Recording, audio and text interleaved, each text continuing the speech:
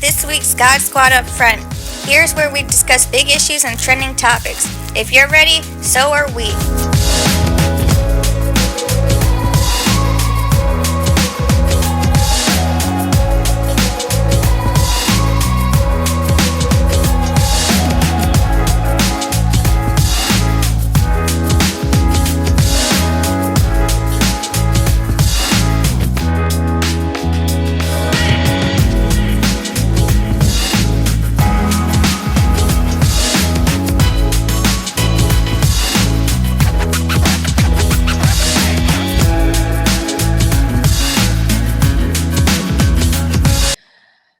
Good afternoon and welcome to God Squad. We are here today with Robert Rowe, who is joining us from Love Light, Romania.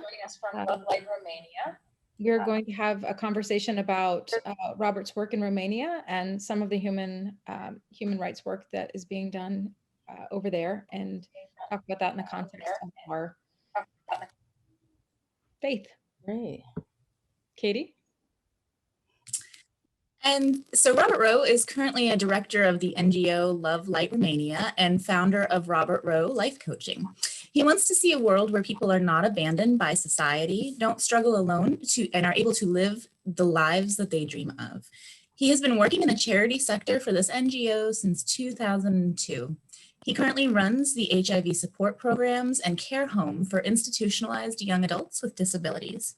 He has also been doing life coaching and mentoring since 2019. Robert believes that his experiences of having dyslexia have helped him to understand what it is like for people who are not always accepted by society and struggle to live by social norms. So welcome, Robert. We're so happy to have you with us today. Can you tell us just a little bit about your background and how you got started with Love Light Romania? Well, firstly, thank you for having me today and inviting me on your show. My parents were in the mid-90s, were driving out to Romania with a van that they had made into a camper van, and they would fill it up with aid and stuff that was needed for a charity in southern Romania. And they were doing this twice a year.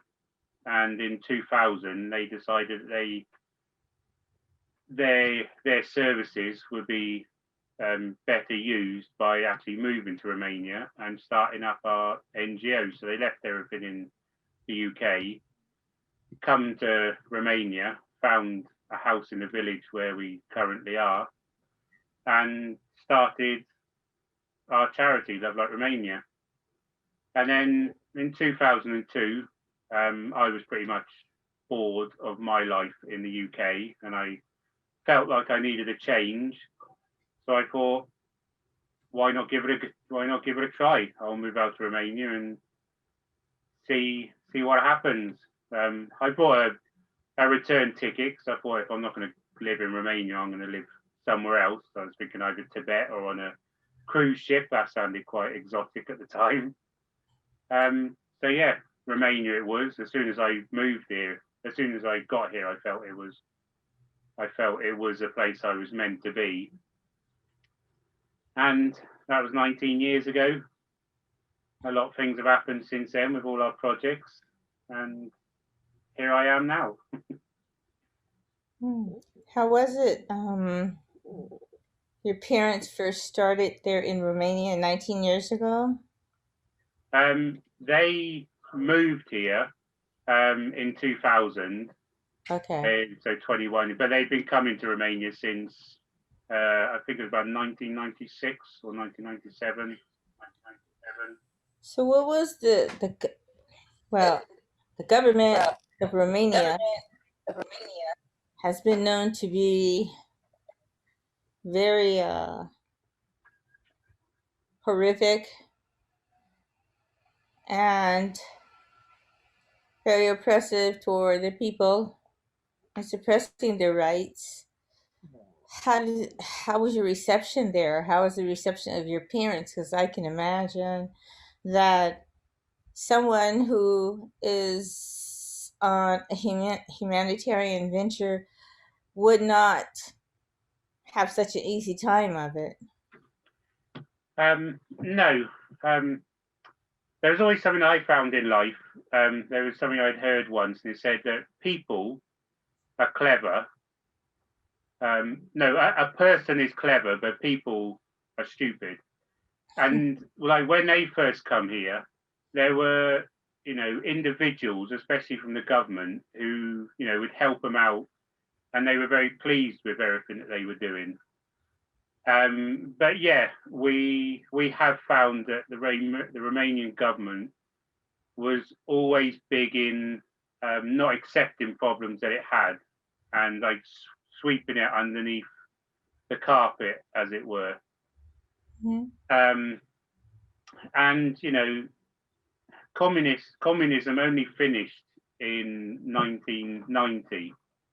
So even now, there's people who are in government who were brought up in the communist era and learned all the communist ways. And of course, one of the biggest communist things is our country's the best country in the world. Nobody else knows anything. So when we would come in here, oh, you're English, you don't know what you're doing. You've got to do it like we do it.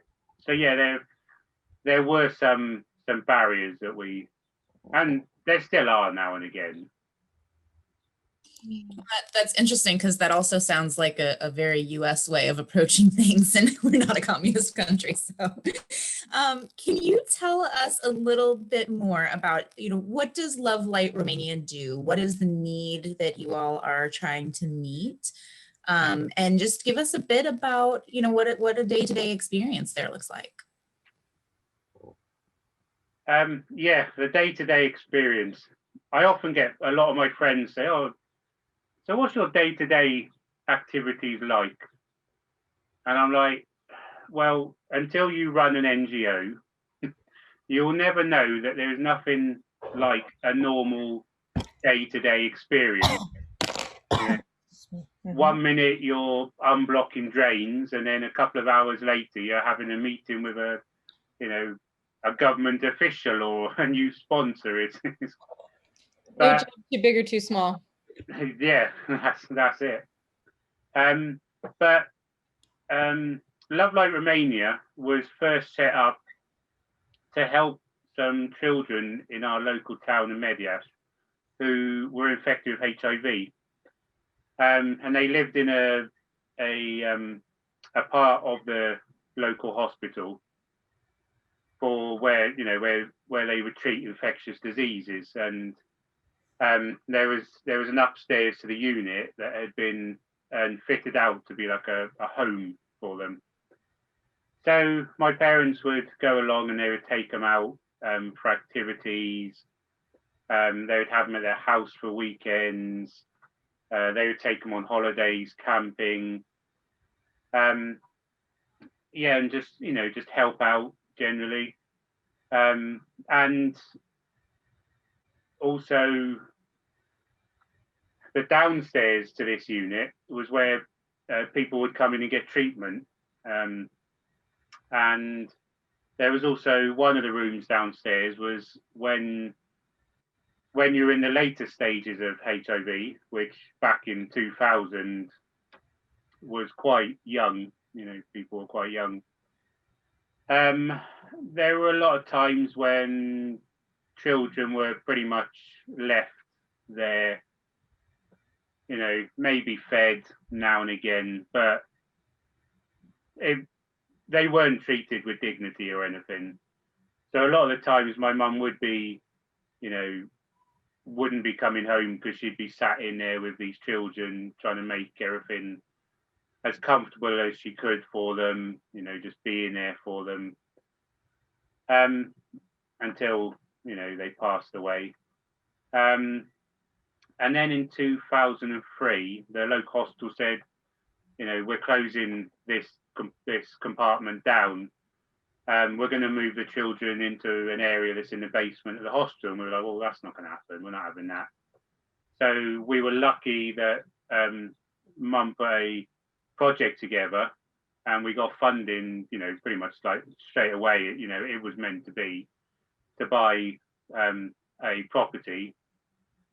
And me and my stepdad, we renovated it just enough to become a centre, and we had the children come and live with us, and that was when what is now our residential home, started off as a placement centre because it was for children.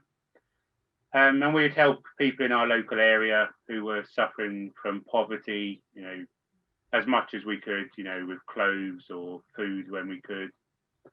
My parents would have, some local Roma kids come into their house and, have dinner around the table. And my stepdad made, quite a big table so everybody could sit around it. And then over the years, the age of the children that we have in our centre was always going up. As medicines were getting better, people weren't passing away as quickly. So our placement centre then became a residential home for adults with disabilities. And because we've always had the paperwork to work with HIV people, then we can have HIV people as well, which not many centres in Romania can. And then in 2010, my mum and stepfather were, it was quite interesting. There's a village where we have our other project with a Roma community. It's called Jacodu. And there was no reason for us to be going there, or but a couple of times my parents got to go there through other people, and that's when they saw this Roma community that the standards that they were living in was absolutely terrible, mud huts and everything. So they decided we'd start a project there. And we done the usual things that charities do. We'd food there, we'd fix houses. But then it got pushed onto us that the way to break these cycles of poverty was to help the children get an education. This wasn't going to fix anything in the short term, but hopefully when those children grow up, they'll have an education, they'll be able to get a job, so their children will not be brought up in this poverty, because what they're in is inherited poverty. It's not because something's gone wrong in their lives. Mm-hmm. So we purchased a couple of properties there, and one of them we made into an education centre, which we have after school programs where the children can get help with their homework, with anything that they were struggling with in school that day. And we have other activities, and we have volunteers come over, maybe first aid courses, they may be IT courses for the children, or whatever the speciality of any of our volunteers is, we run them out of that centre. My mum has a cookery workshop with some of the children, which is quite nice for them because it helps them build up their confidence. And also she runs an agricultural program with them where they all have their own little garden, and then they can grow their own produce there, which again builds their confidence. But then they also take it home. So then what we hope is then their parents will then see how capable these children are. And in their eyes, they'll be seen on a, better. And because, like I mentioned before, medicines have got better over the years of HIV.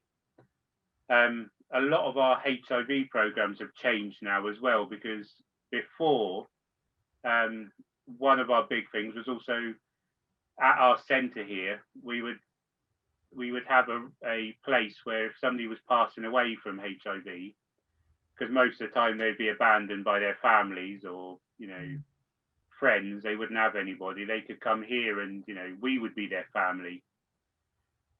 Luckily, we haven't had to do that for quite a while, because,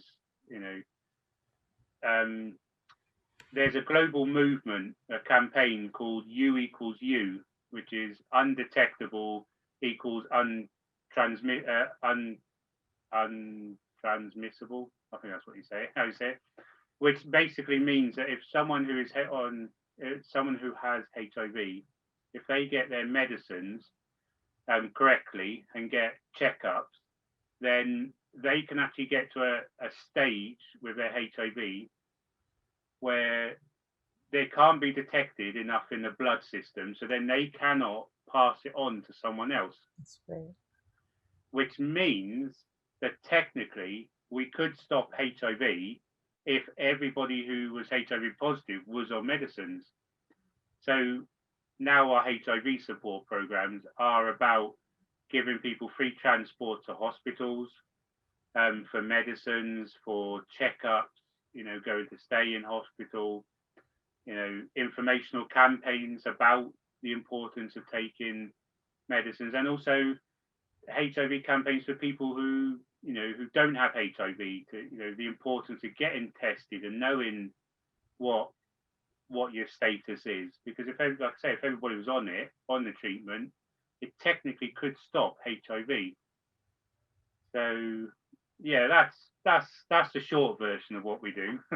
We've only got an hour, so That's a lot of work that you all have done the Love Light Romania has really evolved, and I'm really amazed at the holistic way that prevention and addressing the need has been how creative and dynamic the organization has been over the years, because there's a lot of different domains to hit in order to holistically support and to prevent HIV transmission. And it sounds like you all are doing an excellent job of hitting it. It's really neat to hear what you all are doing. Is it just, when it started, it sounded like it was your parents, your mother and your stepfather, and you. Have people joined the ranks? Have people joined do you have a larger staff?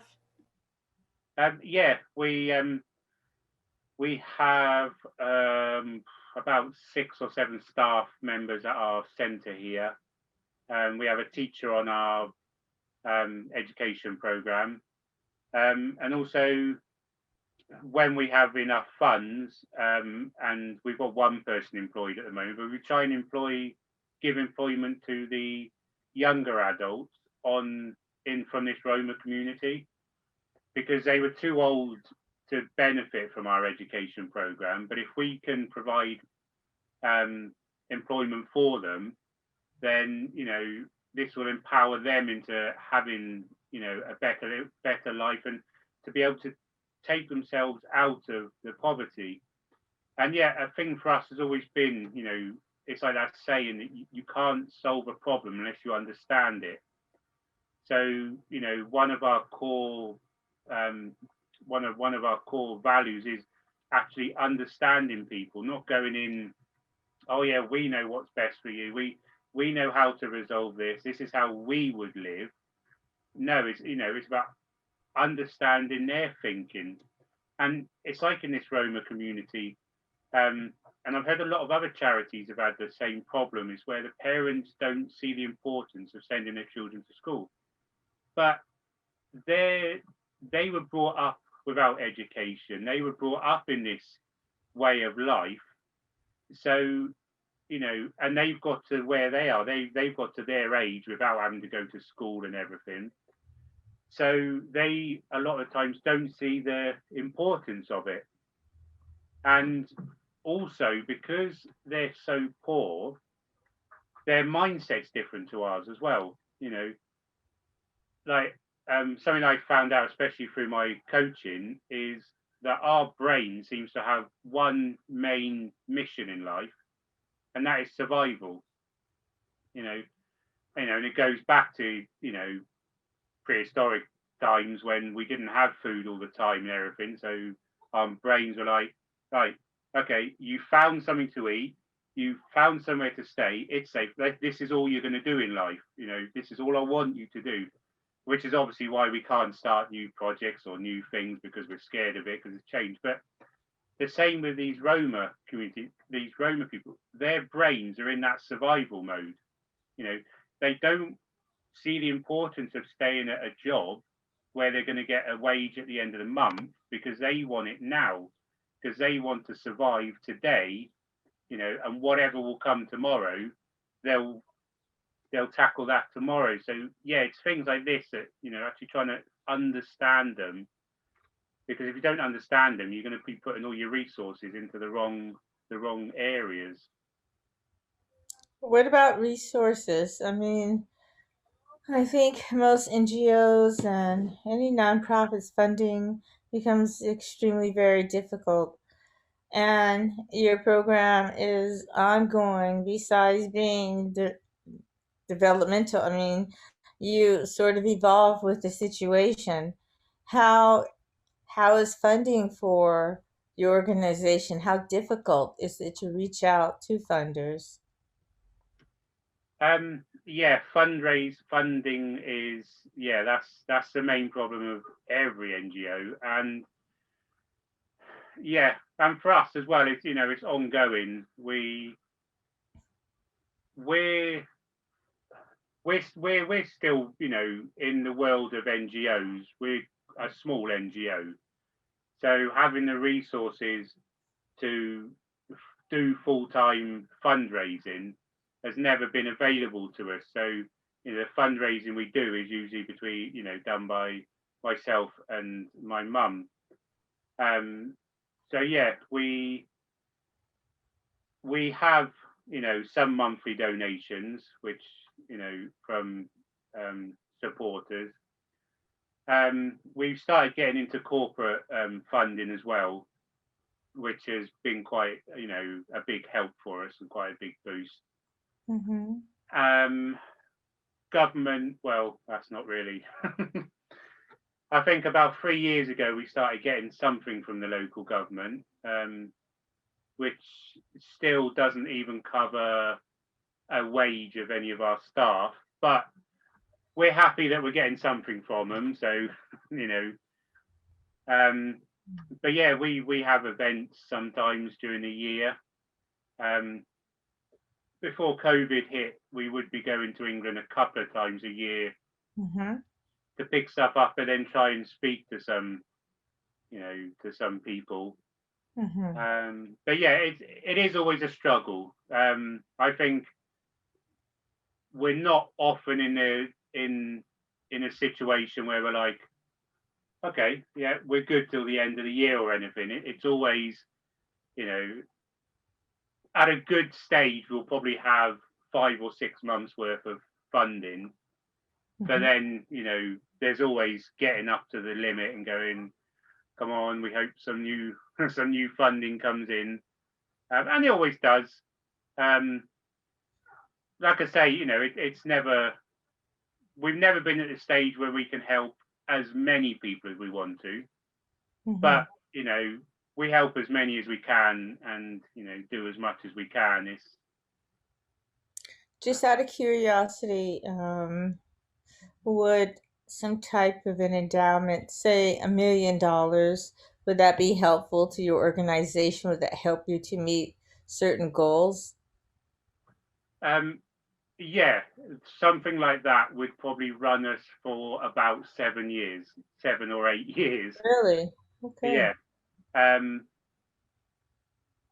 Yeah, that would, something like that would be, which, which we've always wanted to try to get to a stage where we can get a year's worth of funding. So then we've got another year, I don't want to say relaxed, but not in a situation where you're like, oh, come on, let's ring these people up, let's write to these people. But yeah, we're lucky where I think also because we're in Romania, Mm-hmm. where living is a bit cheaper, Mm-hmm. but we're also quite, we've got our centre here, we've got our projects in Jakodu, so yeah, something like that, like I say, 6 or 7 years, that actually would see us. Yeah, Well, I asked this, I had a friend that he was head of a project, and what you just described is exactly the kind of projects that they were looking for.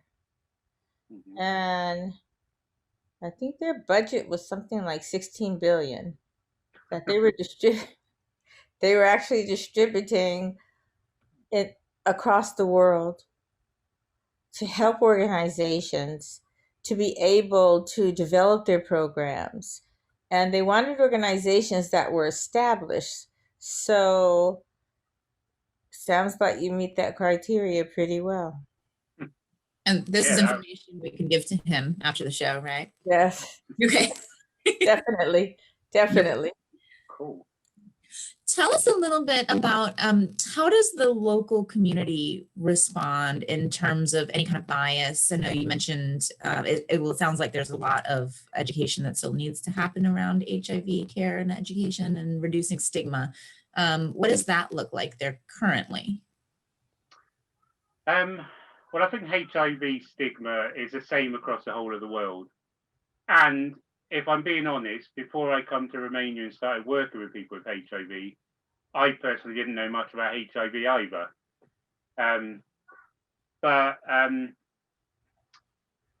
yeah, when we first moved to this village, or when we first moved the children to this village and to this centre, there were some of the neighbours who were trying to get a petition together to not have HIV people here. Oh. Which, you know, and you would have people who would walk literally, if they saw our kids walking along, they would walk on the other side of the road, which, you know, it's quite hard to comprehend how horrible that is for someone who's got HIV, you know, to have someone literally walk on the other side of the road from you. And it's the same with you know, the Roma community that we work with. I don't know how this will come out, what I'm going to say, but I don't mean it in a horrible way. But because of their way of life, and because they're always trying to survive, so things like, you know, stealing does happen. Obviously, they have this bad reputation. So, like, my parents had in placement 2 young gypsy children, and sometimes I would be with them in the shops. You know, we'd go and buy something, and the workers in the shop would be going up to them, going, "What are you doing in here? Can you go out, please?" You know, and then I'd be like, "Well, they're with me," and they're like, "Well, yeah, but they shouldn't be in here." And I've had many conversations and some heated conversations as well about, you know, well, why shouldn't they be in there? Just because they're gypsy doesn't mean, you know, they're going to steal or anything. So, Isn't that yeah, kind of poverty an unavoidable consequence?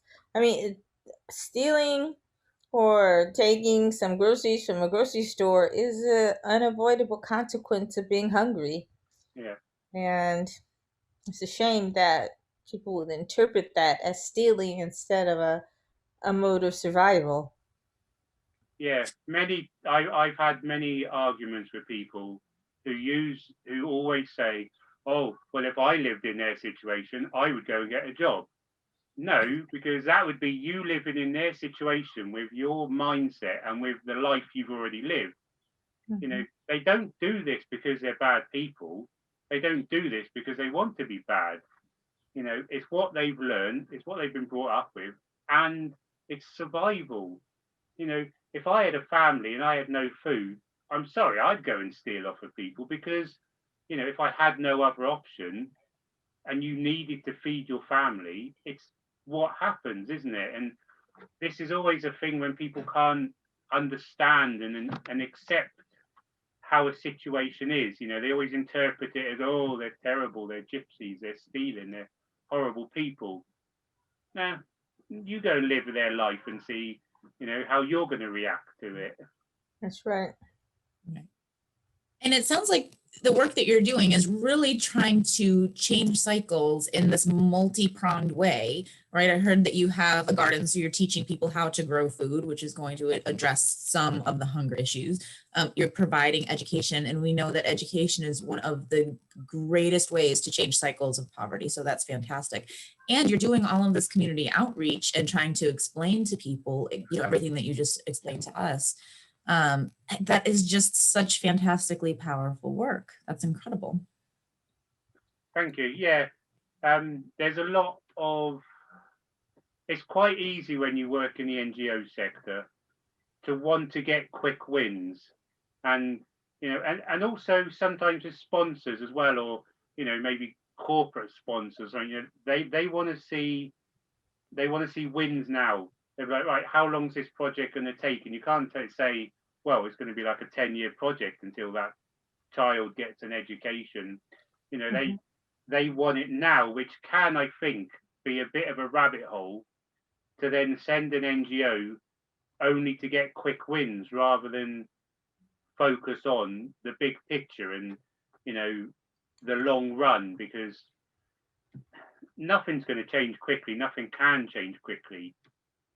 So yeah, I've noticed that in the past 3 years, international funders have looked for programs where people are actually creating gardens for themselves and growing vegetables and producing the things that they need, because at the same time, I know it's for the people, but I also tend to believe that those who are funding, they want a result.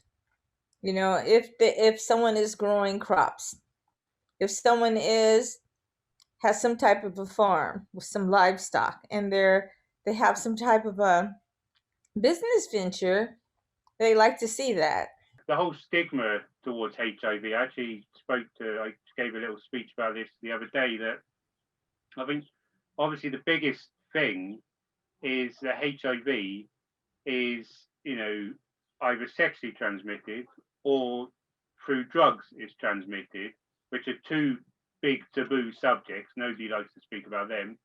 And then you add in that it's got a connection with homosexuality, then that's it. People are like, yeah, no, that's quite a dirty virus. Whoever's got it has got a really dirty life, and yeah, let's just push it to one side, and yeah, let's help these nice, happy, smiling children over here. That would be a much better way to put our resources. Yeah, there's justification of injustice was a major barrier to HIV experiment research and discussion, even public funding in the U.S. And it sounds like in Romania, you're dealing with a lot of the stuff that we're still dealing with in the U.S. It just happened to be a lot more highlighted throughout the 80s and 90s because we were losing people by the hundreds of thousands, right? And I appreciate that as well, that Love Light Romania is focusing on children and then following children as they grow. And I think what's so neat about your program is that the evolution is an indication of success, right? Like success of medicine, but also success of the program. And again, you're meeting individuals and families and children where they are, which is such a neat aspect of any program.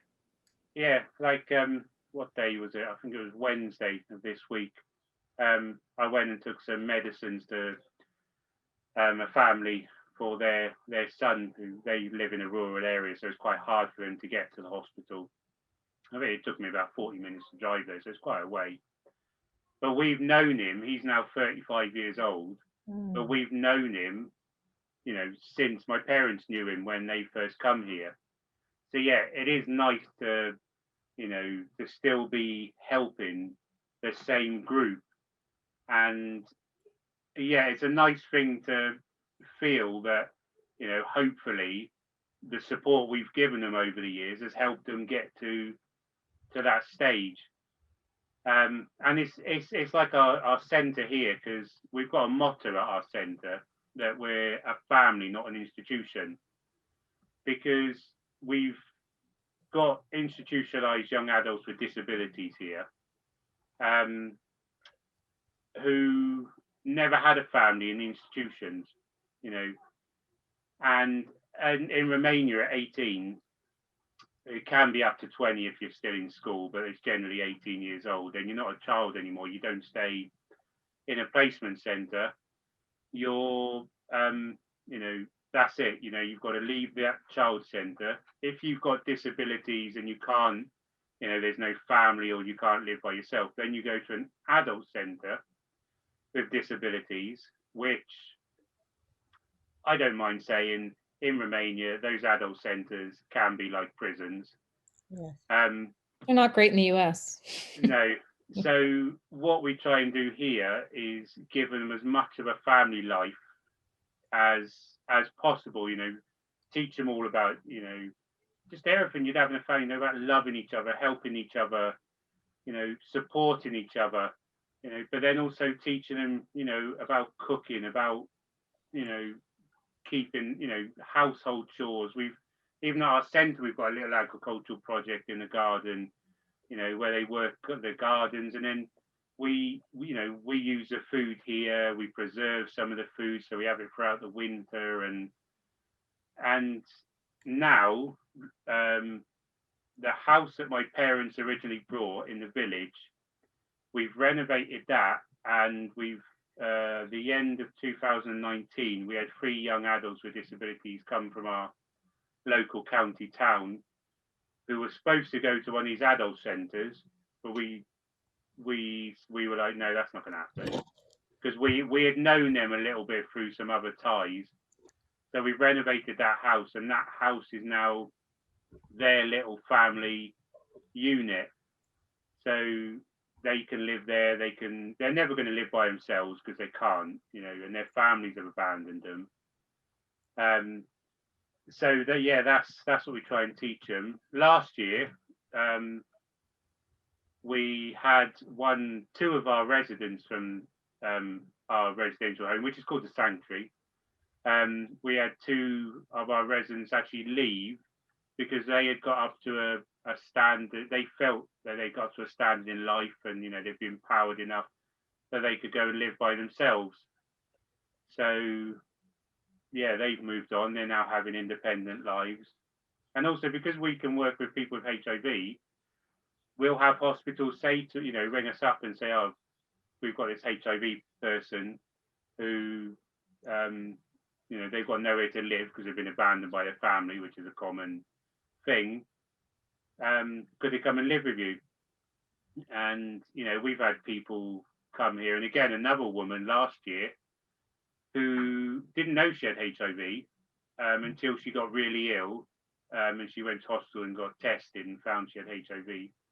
Then she actually went into a coma because of some complications with her health, and she was in a coma for about 2 months.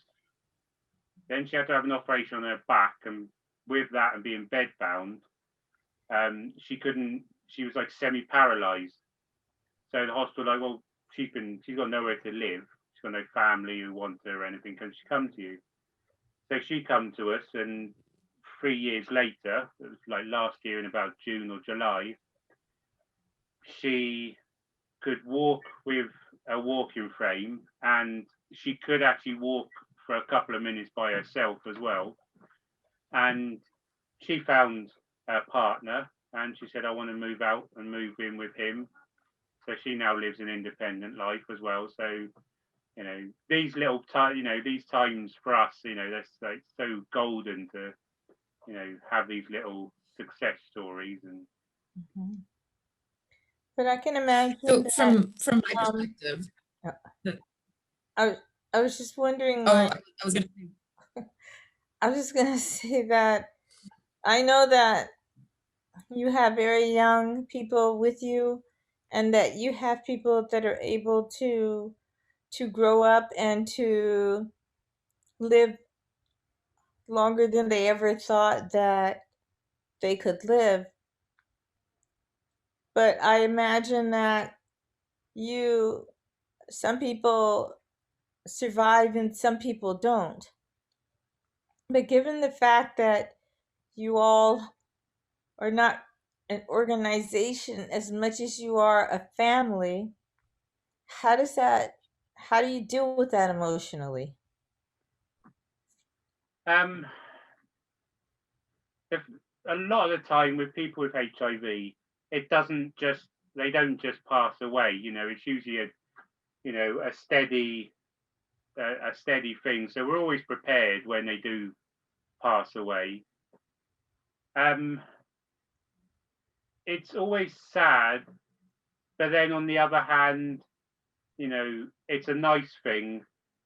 They're not having to suffer anymore, either with their health or with their discrimination. And if we do our jobs properly and we can give them, that last week, year, day, or couple of hours with people around them and knowing that people love them and that they can pass away quietly and, peacefully, then that is a big thing for us. We can feel good in ourselves that they're passing over, their spirit and soul is passing over peacefully. Mm-hmm. They're not going to be dragged back to this, to our world.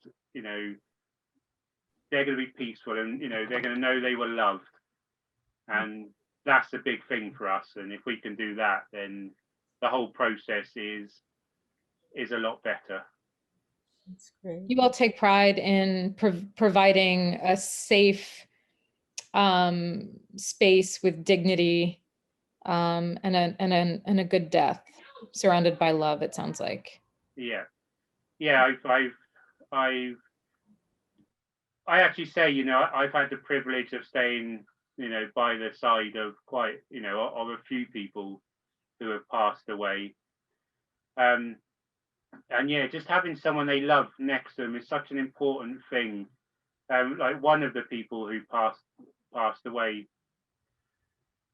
the fact the hospital rang us up and said, "Oh, this boy, he's not going to last that much longer, maybe a week. It would be best if he didn't stay here. Could he come to you?" And we're like, "Yeah, okay, well that'd be good because his parents can't look after him." I say they can't look after him; they didn't want to look after him.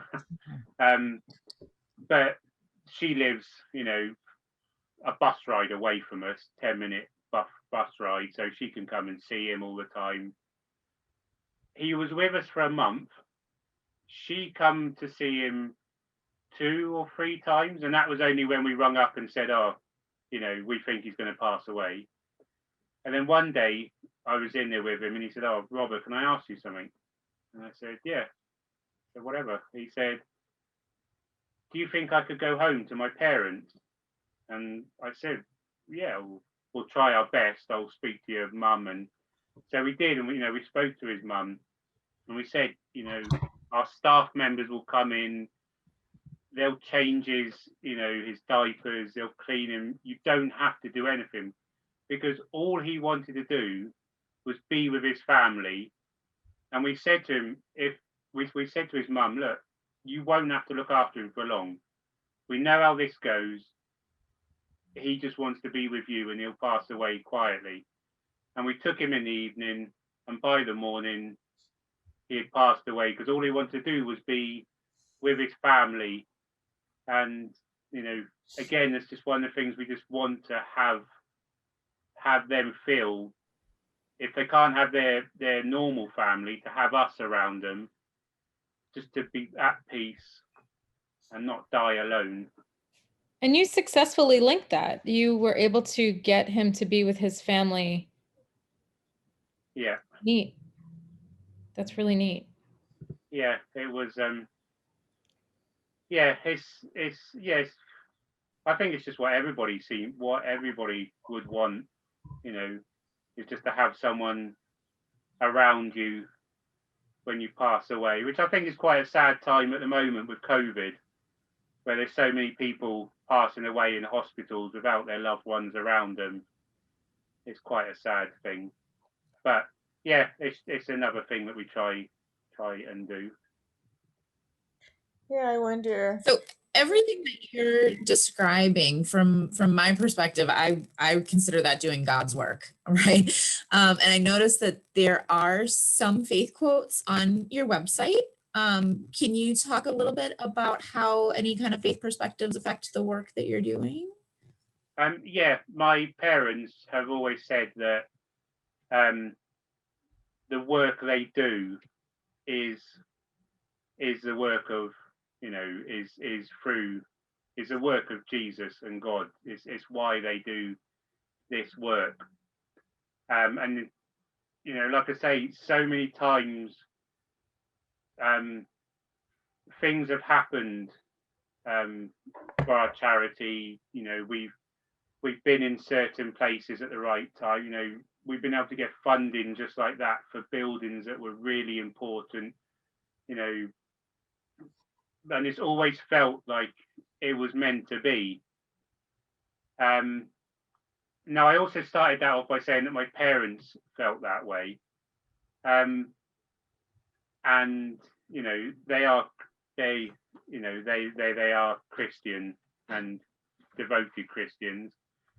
I am a bit more spiritual. For me, this is I feel like what we do here should just be a way of life. It's loving people, feeling compassion for people is just the way life should be, because our souls are all the same. We're all part. I personally feel that our souls are all part of like big spirit, call it God, or whatever religion anybody is. There is a God, and when it's said that we're made in God's image, it's our souls, I feel, and it's why we should just love each other, because our souls are pure. And just because we've got a disability, just because someone can't think the same way as you, it's not because they're bad, it's not because their souls are bad. It's just these tools that we've been given, as in our body, doesn't always function the same. It may have HIV, it may have a disability, it may be brought up and born into poverty. But just because that person is brought up in poverty, just because they steal, just because they speak badly, doesn't mean that they're a bad person and don't deserve to be treated with respect. And my parent, some of the stuff that they've done and the devotion they've got to everybody that we've helped over the years. And like I say, especially like mum, she would spend days and nights next to, children dying of HIV in this unit. And it was all for the love of God and, for what they believe in their faith. So yeah, that's how we are with our faith. I love the service to humanity aspect. I tend to be the secular humanist, Buddhist, pagan voice in this bunch. But the unity and the service to humanity is a really big part of my my belief set. And Khalila has talked a little bit about sort of the Muslim belief set on that. I'm curious about your life coaching, because it sounds like you've done some awesome humanitarian work. You were raised in a tradition of humanitarian work, so I'm curious about how that factors into your life coaching. Yeah, it's been a big help for me, because I've been through my humanitarian work. I've been able to work with people, who have nothing. I've been able to see how they think, how they see life, what is important for them in life. And the same for me as well, um, because I've got dyslexia, um, like being accepted at school, you know, it was hard because unfortunately schools are its own little community, and if you're not the same as everybody else, then it can be pretty hard to be accepted into that community. And because some of the other things that come along with dyslexia, not being able to um, take information in exactly the same as other people, or not as quickly as other people.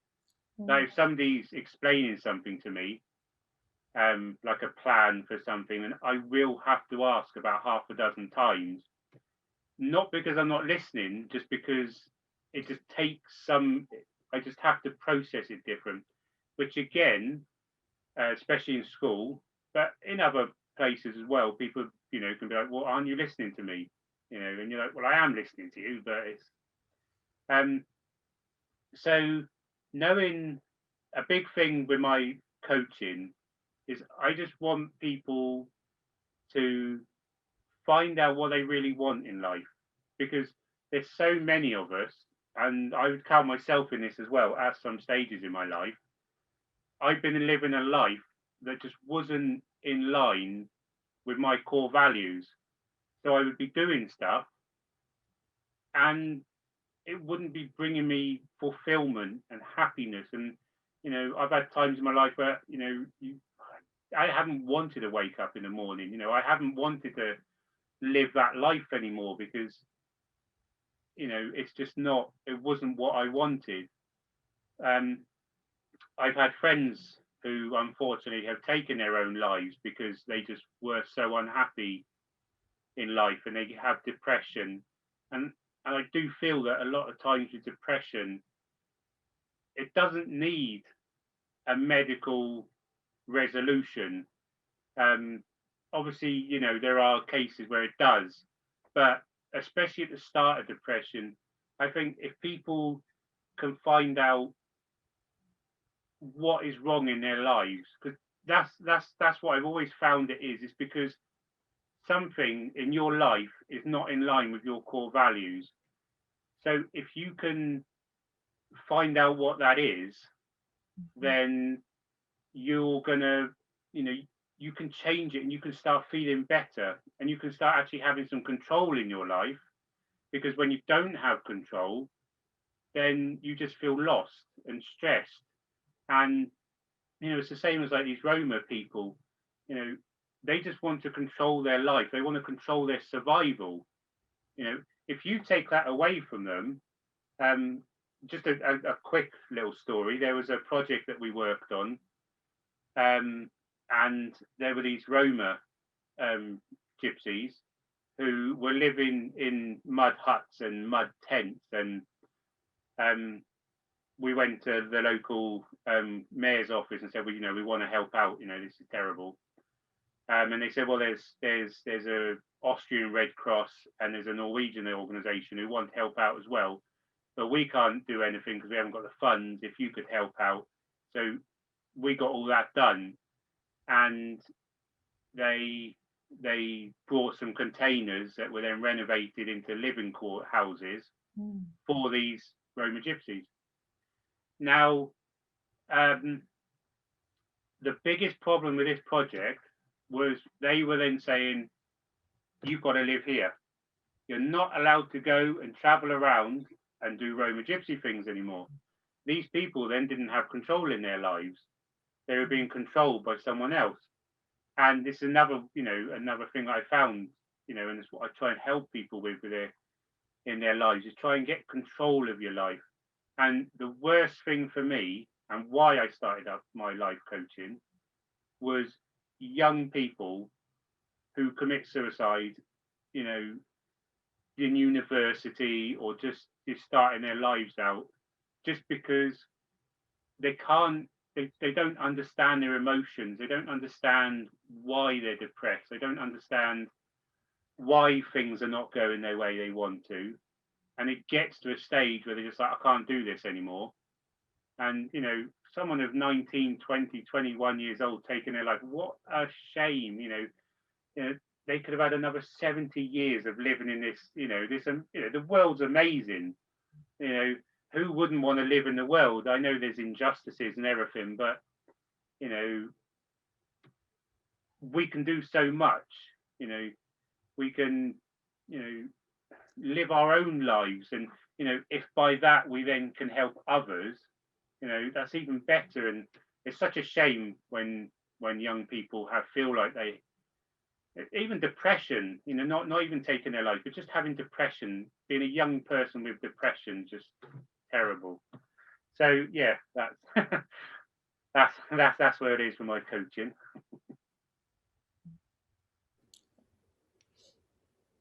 That is just, I'm still processing everything you're saying, and I'm so impressed with all of this. Before we get to what our takeaways were for today, if you had one thing that you wanted the people who are watching to have as a takeaway about, you know, the people you serve, or why they should care about your work, or what you would really like them to know, in like 2 or 3 sentences, what would that be for you?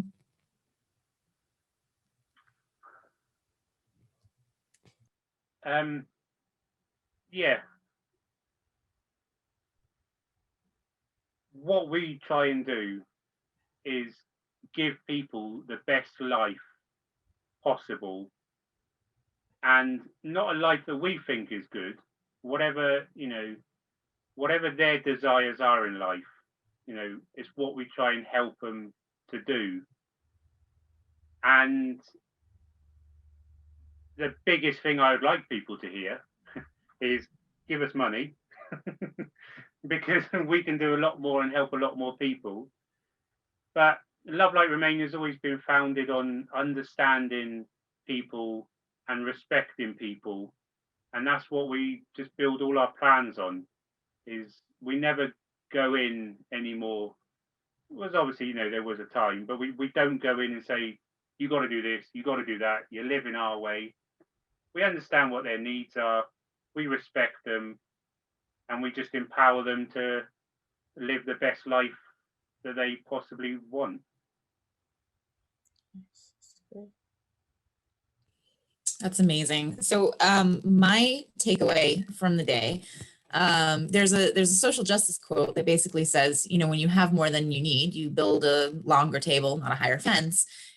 And that quote has just come to my mind several times while you were speaking today. I really feel like you and your organization is truly embodying that mindset. Kalila, Maureen, what were your takeaways today? Well, I just hope that people can be patient with each other and not always be or to behave shocked at the difference that they have from other people, whether it's dyslexia or if it's stuttering. One of my kids, she stuttered, and she really went through it during school, being made fun of it. And so I think that if we could really cultivate what mercy means and kindness, that we would be better off regardless of who has what, especially when someone has something like HIV. The fear that they must live with and the strength that they have to cultivate inside is very difficult.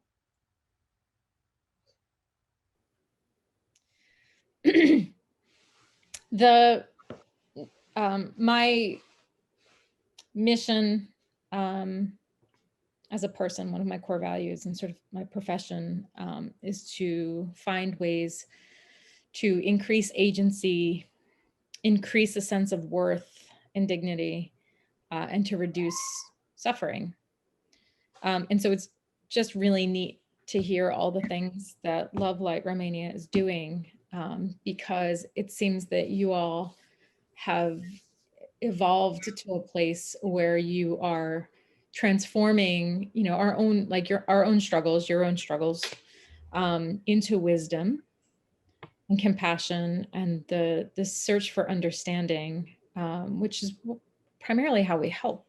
You know, I love, Robert, your quote about understanding a problem before you can try to solve it or help somebody solve it, and seeking to understand is such a core value of the work that I'm doing, that we're doing.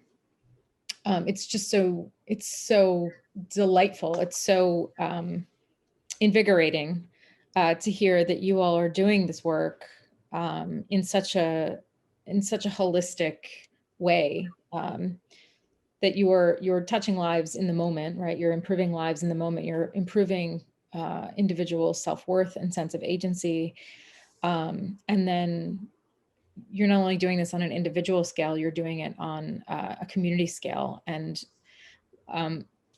one of my favorite aspects of being a clinical social worker is sort of helping people find their wisdom up through Maslow's hierarchy so that they can come to a place of self-actualization and take that wisdom and spread it out, right? That we're recruiting folks for the army of humanitarian work and compassion. And it sounds like y'all are doing that really well. So it's pretty exciting. Well, thank you everybody who's watched today here at the God Squad Up Front. We have been talking with Robert Rowe from Love Light Romania, and we are so grateful for your time and wisdom. Robert, thank you for joining us. We'll see everybody next week. Take care. Thank you so much for coming. Bye.